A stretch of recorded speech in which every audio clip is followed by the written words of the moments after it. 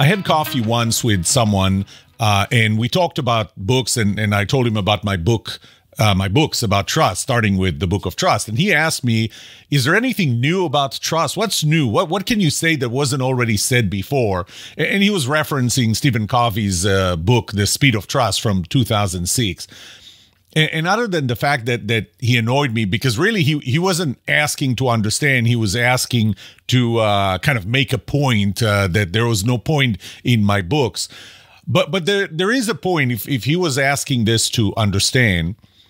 Because I tell my students, when you want to start a startup company, and I am a startup company, for that company to succeed, you must have something unique. You must have a unique product. You can't sell the same thing that everybody else sells, because your customers would rather buy it from the more established, the larger company rather than yourself, unless your product is unique.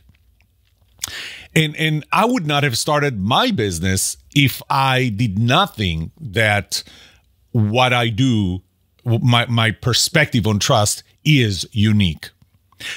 When I started, when I started thinking about taking the direction of trust, I wasn't even committed yet. I read almost every book, every article, research article, general articles about trust that there were. And I really started researching it when I started working on my PhD dissertation back in 2008. I did quite a bit of original research, and still all before I made the commitment that my topic is going to be trust. And obviously long before I made the commitment to have the word trust tattooed on my hand, on my arm. My approach is unique. I reached that conclusion. Definitely, my approach is unique. I have a different perspective on trust. And it's different in ways that are very important to understand. That is, if you want to be trusted and know who to trust or build trust. And I'll tell you all about the uniqueness. This time I'm really just going to focus on the uniqueness so you'll know why my approach, my perspective is unique, is different. Right after this.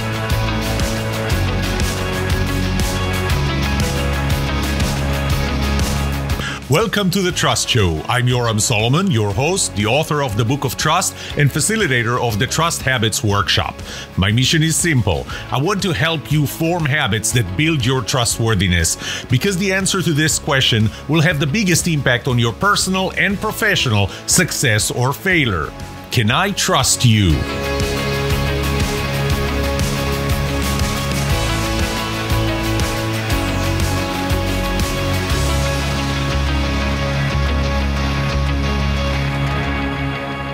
I'm going to focus on the uniqueness of two areas, two core areas of my approach. Trust habits, which is really all about trust in a generic way and the process of becoming trusted.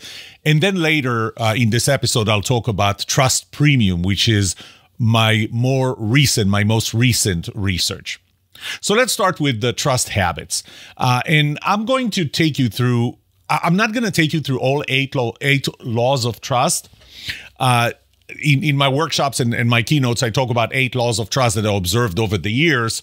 I didn't invent them. I'm just observing them. I'm going to focus on 3 of them because those 3 are really the most unique. And the first one is actually trust law number 3. Trust is personal. And more generically, trust is relative. And this is where I'm going to touch on the elephant in the room, because the elephant in the room is that up until now, up until my work, everybody writing books about trust articles talked about a predetermined set of behaviors, actions, things, thoughts, whatever, that each one of them is good or bad on an absolute and universal level. Everything is good or bad. And if you can check all these boxes in this, call it a checklist, in the good side, you will be trusted. If you check them on the bad side, you're not going to be trusted. The more of them you check on the good side, the more you will be trusted. But that's not the case. There's really a spectrum of actions and thoughts and behaviors that range from absolute and universal to completely personal. So on the absolute and universal side are things like telling the truth. That's the first example that always comes to mind. Somebody lies to you knowingly and intentionally, because sometimes people lie to you, they don't even know that they lie because they believe their own lies. So I'm not going to say that they intentionally are trying to deceive you. They're just convincing you with what they believe in, except that it's a lie.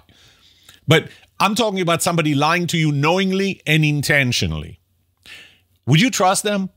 No. I mean, that's pretty absolute. That's pretty universal. When somebody tries to lie to you, knowing that they're lying, knowing that what they're saying is not the truth, and intentionally doing so.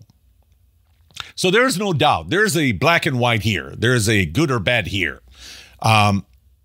But then it starts going down to things that are more cultural, things that in some cultures would bring trust, would raise trust, and in other cultures would lower. Sometimes it's not even culture, it's the local culture, possibly even, in your own company, the traditions in a company, that certain traditions, if you comply with them, you're going to be trusted. If you don't, you're not. But another company would have the opposite. And it comes down to really, really personal. I mean, things like risk-taking, things like procrastination. Let's take risk-taking. If somebody is willing to take risk, would you trust them? Well, it depends. It depends if you're a risk-taker, because if you're a risk-taker, then you will trust them because, they're like you. But if you're risk-averse, if you're doing everything in your power to avoid risk, would you trust someone who's a risk-taker? I think the answer is pretty clearly no, because you think that they're reckless, that they're irresponsible in the risks that they're taking. So you're not going to trust them. But we can't put a label of good or bad, black or white, on being a risk taker or being risk averse on the other side. So how can you have that as a checkbox? You can. And this is where we're going to the fact that trust is relative. It's personal. And the way I like to look at it is that the same behavior that would cause one person to trust you could cause another person to distrust you. And there's a spectrum of things that go all the way from the absolute universal to the very personal, where you need to be compatible. And note that I'm not saying you have to be the same. You have to be compatible rather than the same. So that's the first thing that makes my trust habits or overall trust perspective unique. In that trust is relative. You're not going to be trusted by all people, and you're not going to be trusted by them the same way. Next, I'll talk about trust law number 6. I told you I'm not going to go through all 8 of them. I'm going to talk about the ones that are really making my perspective unique or my work unique. Trust is reciprocal. We like to think of trust being reciprocal as I trust you, you trust me. That's actually not true. Because, for example, if I'm a risk taker and you're not, I may trust you, but you're not going to trust me. So trust is actually asymmetrical, which is, by the way, trust law number 4. And we think of, if I will trust you, then you will trust me in terms of reciprocity, which is not true, because I'll trust you based on certain factors. You're going to trust me based on different factors and related to you or to me and to me. And that's going to be different. And we think of trust reciprocity maybe in terms of, if you're trustworthy, then I will trust you. Well, that's relatively obvious. Wait until I get to the next point. But trust is reciprocal in that if I trust you and I show you that I trust you, you will behave in a trustworthy way, at least in a more trustworthy way, because it's a terrible feeling to know that I trust you, yet you don't believe that you earn or deserve the level of trust that I have in you. Well, obviously, you always have the opportunity to say, well, you shouldn't really trust me that much. And if the gap is really too high, this might be what you're going to say. Don't trust me with that. Please don't trust me with that. But what happens when I trust you just a little more than you trust yourself or you believe I should trust you? It's that feeling that you're being trusted more than you think you deserve causes something that's called cognitive dissonance. But as a result, what you will do is you will behave in a more trustworthy way just to justify the trust that I have in you. And unfortunately, it works the other way around too. If I don't trust you, and I show you that I don't trust you. And by the way, showing is an important part. It's not enough that I trust you. I have to show you that I trust you for you to know that I trust you and therefore increase your trustworthiness if it's not there yet. But if I distrust you and I show you that I don't trust you, or even if I trust you and I don't show you that I trust you, so you may think that I don't, then you will not behave in a trustworthy way because there's no point. What's the point in you being trustworthy if it doesn't lead to me trusting you? So your trustworthiness would actually go down, at least in this relationship. Hopefully, it's not going to spill over to other relationships. But the sum of this, or the conclusion, which is very powerful, is that you can affect another person's trustworthiness, for better or worse, by showing them that you trust them or showing them that you distrust them. You can affect their trustworthiness. And that's another unique item.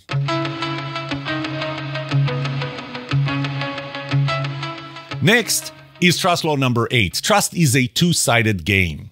It takes two people to trust, to have a trusting relationship. What do I mean by that? Again, if I go back to the common wisdom says, if you're trustworthy, I will trust you. And it actually doesn't allow for any variability in my ability to trust. And so the way I look at it is the trust that I have in you is the product of your trustworthiness, no doubt, and my trustfulness, my willingness to trust other people in general, or people of your kind in particular, or still in general, because it's not just you, it's people of your kind. And I know you're going to jump on me. It's, what do you mean by your kind? You're being a racist. No. Pilots, doctors, salespeople. That's what I mean. A category. You belong to a category of people in my eyes. Do I trust those people? And that's something that I'm actually doing as part of my Trust Premium research. But I'll get back to that later. So it's a two-sided game. We are the sum of our experiences.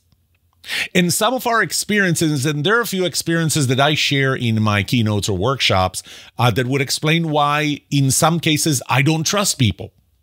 And it's because of things that I went through in my past that caused me not to trust people or certain types of people. So it's not enough for you to be trustworthy. I have to have a certain level of trustfulness for the level of trust to emerge, because trust is a two-person game. The trust that I have in you is the product of your trustworthiness and my trustfulness. It's not just your trustworthiness. Your trustworthiness is not enough.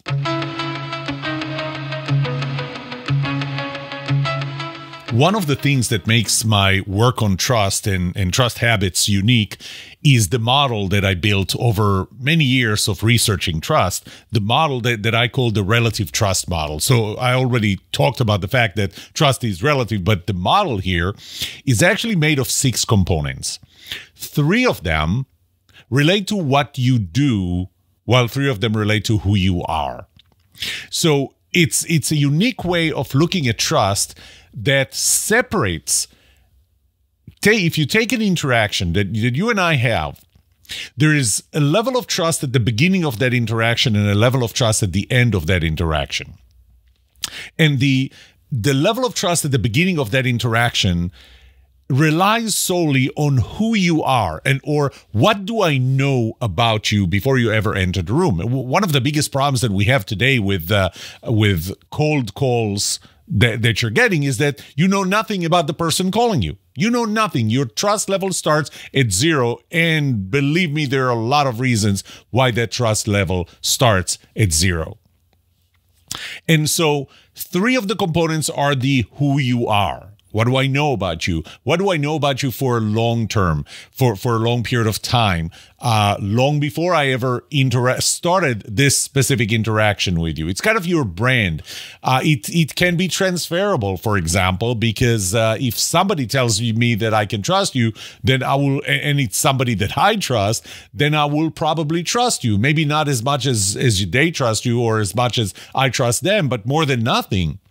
So the relative trust model is made of who you are, what do I know about you, but also what you do during an interaction, because during an interaction, the level of trust that I have in you will change very drastically. This is based on first-hand impression. And that, again, you know, that separation of the who you are, which could be based on research that I've done, or transferable trust, which is trust law number 5, versus the what you do, which requires a first-hand impression of what you do right now. And the what you do right now is based on 3 components: the positivity, what you introduce in this interaction, and I'll talk about that in a minute, but it's accelerated by the time that we spend together and the intimacy of the interaction. And by intimacy, I really mean all the way from at the bottom, the interaction is purely based on words, so like text messages, emails, and so on, versus an interaction that's based on an in-person, face-to-face interaction. So that relative trust model and breaking it into components of who you are and what you do, that's another unique aspect of this approach.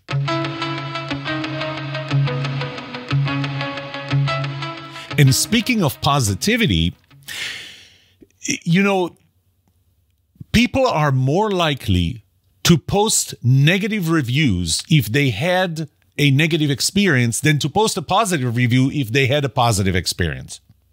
I mean, when I say this, it makes a lot of sense to you, I'm sure. So let me say this again. People are more likely, you are more likely to post a positive review, a negative review, if you have a negative experience, than a positive review if you had a positive experience. There was a lot of research on that, not by me, but by people long before me, including 2 Israelis that in 2001 won the Nobel Prize. Actually, their theory won the Nobel Prize. Only one of them, Daniel Kahneman, was still alive in 2001 to get the Nobel Prize for economics for their theory called the prospect theory, which essentially said the same. And I read and quoted in the Book of Trust a lot of research that was done on this issue that really comes to one very simple conclusion: bad is stronger than good. What does that have to do with trust? Well, here's the thing. If you look at how people talk about trust today, they're going to tell you, do this, do this, do this. Okay, it's all about the new things that you're going to do to be trusted. But I think that a bigger emphasis needs to be made on stop doing certain things, bad things that cause you to lose trust. Because if bad is stronger than good, then the impact of you eliminating one behavior that's holding you back from being more trusted is going to be much higher than the positive impact of adding one more positive behavior while that negative behavior is still in play. So that focus on bad is stronger than good, eliminate a bad behavior that's holding you back more than adding a good behavior, is, again, one of the things that make my perspective on trust unique and the work on trust habits unique.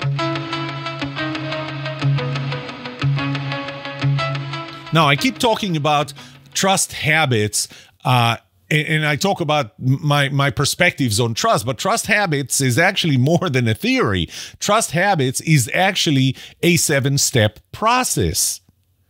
You know, sometimes you know what you have to do.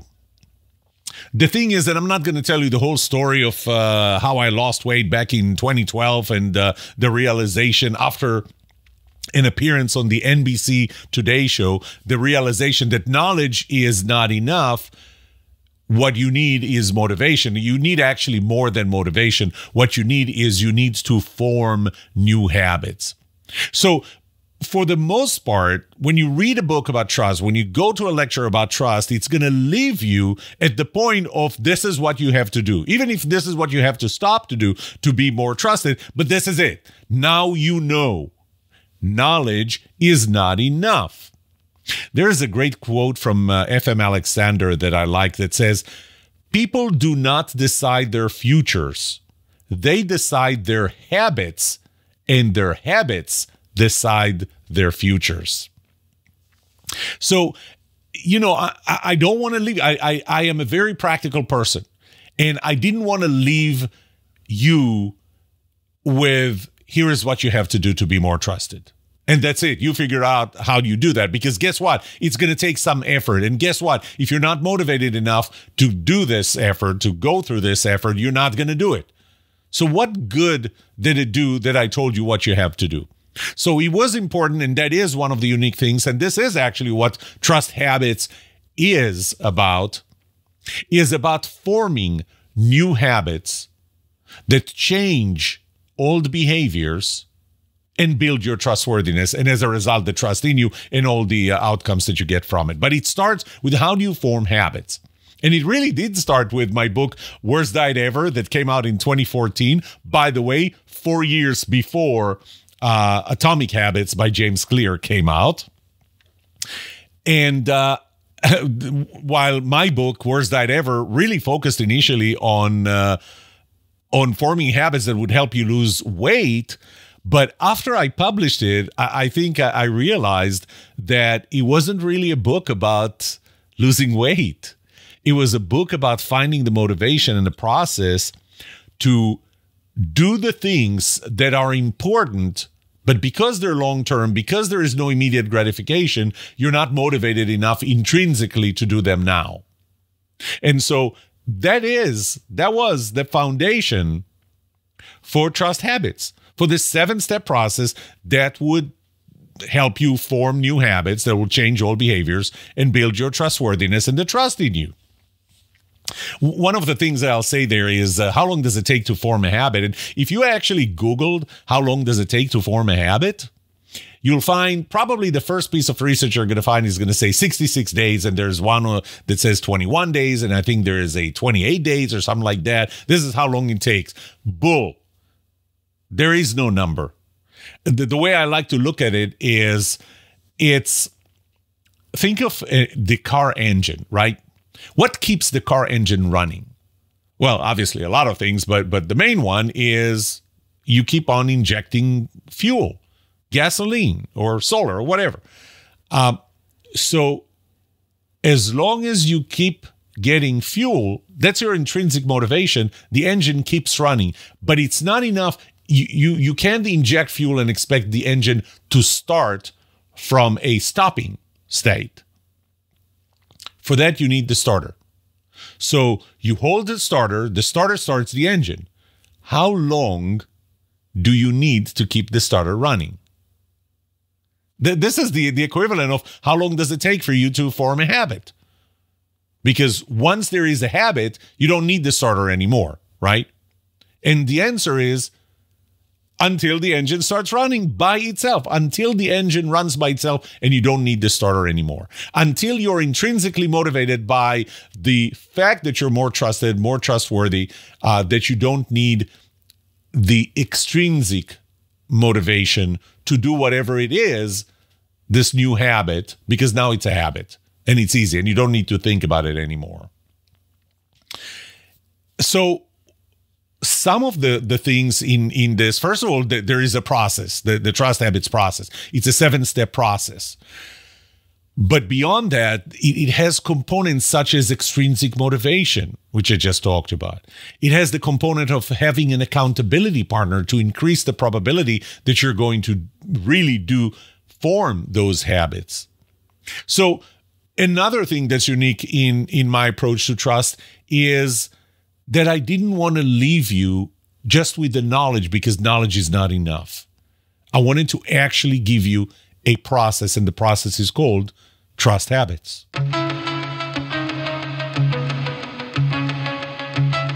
The last piece of differentiation actually has to do with my recent research that I call Trust Premium.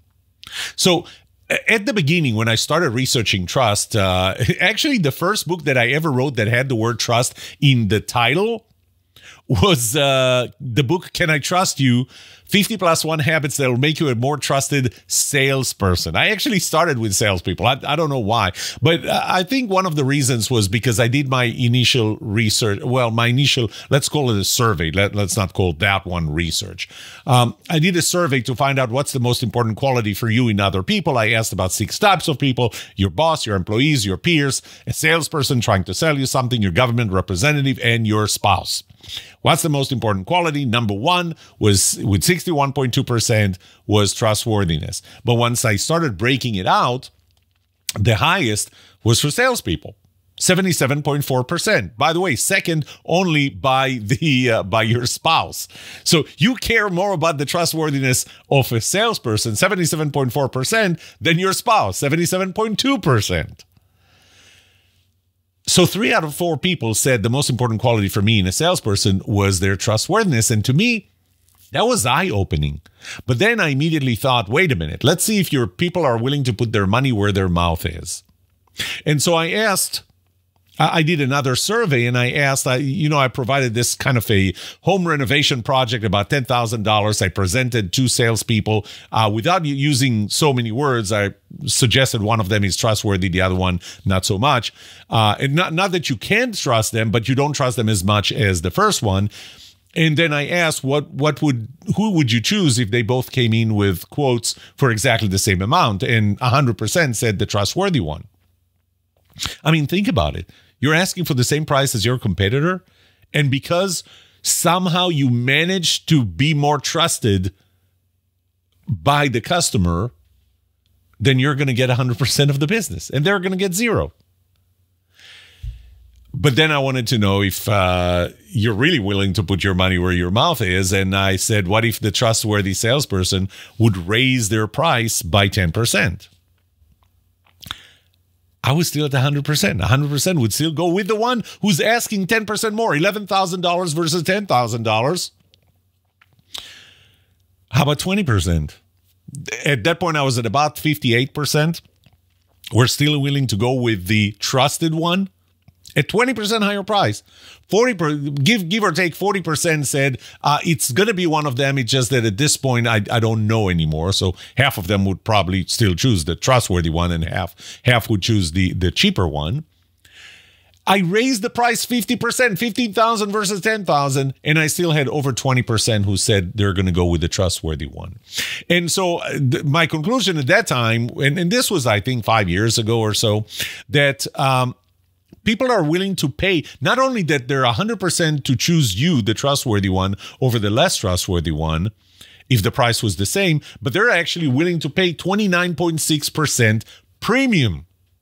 Trust premium for you. And by the way, guess what? Because it doesn't affect your cost, being more trusted doesn't affect your cost. Your products are the same. Your services are the same. The cost of materials is the same. That means that 29.6% goes straight to your bottom line. And if your bottom line was 10%, that just quadrupled your bottom line. Now, that 29.6% was related to this specific scenario, which was home renovation project at about $10,000. But there are other factors that would affect in different industries. So, for example, some of them are industry related, such as availability of information, commoditization, standardization of prices. But the more standard the prices are, the lower the premium is. Because actually, if the salesperson would raise the price too much, then it might actually cause you to distrust them as a result of that. There are personal factors that actually allows us to find which customers are willing to pay a higher premium versus lower premium. Consequences plays a major role, such as, painting a room. There are certain consequences. And again, this goes to consequences. Painting a room, if you chose the wrong company, what's the worst thing that can happen? How about brain surgery? Not even on you, on your child. How important are the consequences here? How important it is for you to trust the brain surgeon who's about to operate. You know, even if you simplify it, don't go brain surgery or painting a room. Go with photographers. So I like this example of think of a studio photography project, such as, you know, getting your headshots. Okay, so you're going to the studio. What's the worst that can happen? What's the worst that can happen if you chose the wrong photographer? You're not going to like the pictures. So you wasted time. Maybe you wasted money if you can't get your money back. Maybe you wasted time not just by sitting at the studio, it's because you needed those headshots and now you don't have them. Now you need to go to another photographer. But that's really, I mean, there are consequences. It's not that it's consequence free, but they're not too bad. But what about a wedding photographer? What if you chose the wrong wedding photographer? And after the wedding, you get the pictures and they suck. Well, the consequences are much more severe because you're not going to redo the wedding. So even within a pretty narrow profession such as photographers, there's still a broad set of what would the trust premium be. So I'm going to say that the trust premium for a wedding photographer is going to be dramatically higher than the trust premium for a headshot photographer, studio photographer. And for many reasons, which are all part of my new research. And I'll tell you about my new research, which you probably have heard already in previous episodes. You know, just recently I had a conversation with a friend, Mark Hunter, and he brought up that there was no real research that he was aware of linking trust with sales. And, you know, being on the side an adjunct professor at SMU, I have access to the digital libraries. So I went and I checked. And, you know, typically when you go and you check for existing research, you're going to put pretty generic words in the title to see what comes up. So I put the words sales and trust, and derivatives of sales and trust. And I thought, you know, typically with such generic words, when you search for such generic words, you're going to get tens of thousands of articles, and then I'm going to have to pare it down. To my shock, 24 articles came up, 24 articles that had derivatives of the word sales and trust in their title. And I started looking for, I actually had to extend my research. The latest research ever done to connect these two appeared to have been in 2008, 15 years ago. The earliest one, 1916, a year before the U.S. entered World War I. There's no research done on this. Never was it quantified. So granted, my 29.6 was a pretty limited survey, but it was never quantified. And at that point, I decided this is going to be another area where I'm going to do something unique. And I went to this groundbreaking, never done before research that I call Trust Premium. But Trust Premium is actually not just research. It's actually also, again, a process to help people who sell products or services, whether they're professionals, they own their own business, sole proprietors, or salespeople or financial advisors. I actually started with financial advisors. And I quantified it, and I was shocked to find that people are willing, on average, and I say on average because once I start sub-segmenting the customers, I'm going to find that there are higher numbers as well as lower numbers. But on average, people are willing to pay 39.4% higher fees to a financial advisor they trust. Let me say this again. People are willing to pay you, the financial advisor, 39.4% higher fees if they trust you more than the other. And again, it's not that they distrust the other. I tried in this research to make sure that I do not portray the other salesperson as someone that you distrust, that you have a reason not to trust them, because then the premium is probably going to be infinite. No, I described the other, the reference advisor or any person selling a product or service as the average, and you as a trusted one. 39.4% for financial advisors. Now, even in insurance, in the insurance field, where the prices are somewhat very visible, somewhat standardized, I found that people are willing to pay 5.5% higher premium, insurance premium, when they buy it from an insurance agent that they trust. How's that for interesting finding? And I'm still working on Trust Premium and developing more and more research. This is an ongoing research where I add more and more disciplines, more and more industries, and so on. Because one of the things that I'm doing here is correlating those different factors to the different industries and to the Trust Premium in those industries and to behaviors that salespeople demonstrate that might matter more in some industries and less in other industries. So I'm doing a lot of correlation work right now while I'm still continuing the research and also offering this product that allows you actually to know what the Trust Premium is in your industry, know what are the factors in your industry that affect that, what are the behaviors that will affect you, and actually then do an assessment on your sales performance, yours or your sales team's sales performance with your existing customers so that we can customize a training program. That was never done before.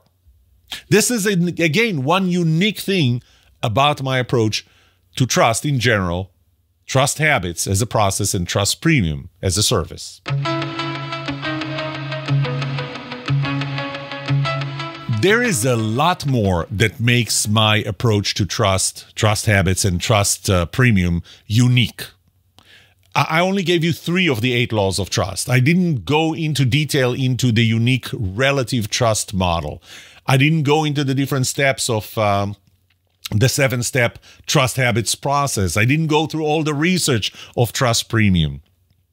But to close this episode, remember I started when somebody said, what's unique about your approach? And I'll tell you, I would not have pursued trust as my focal point. As I said before, I would not have allowed my daughter to talk me into tattooing the word trust on my arm. That's the only tattoo that I have. If it wasn't unique, if I didn't reach the conclusion that I have a unique way of looking at it and acting on it. You know, in 2018, up until that point, most of my work was really, at least under the title of innovation and innovation culture. That was what I thought I was talking about. And I actually had to go back to my PhD dissertation from 2008 through 2010 to find that actually trust played a major role in my conceptual model from back then. But in 2018, I felt that I was in a fork in the road, and I didn't know if I need to stay with my work on trust, on innovation culture, or switch to trust. So I asked about 20 of my closest friends and family members, what do you think I should do? Stick with innovation or move to trust? 19 out of 20 said, stick with innovation. So I switched to trust. That's it for today. May trust be with you. This was The Trust Show.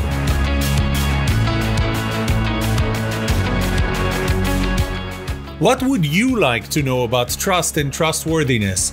Let me know and I'll answer it in a future episode. I would love to hear from you. Email me at yoram@thetrustshow.com. If you like this episode, subscribe to the show so you will automatically get notified when I release a new episode. Rate it. Write a review for this podcast because those ratings help not only you, but also others looking for podcasts just like this. If you're looking for more resources to learn about how to build trust, be trusted, or know who to trust, look up my workshops, online courses, books, or go to my website, trusthabits.com. And remember that the answer to these 2 questions will have the biggest impact on your personal and professional success or failure. Can I trust you? And can you trust me? Thank you for listening or watching The Trust Show.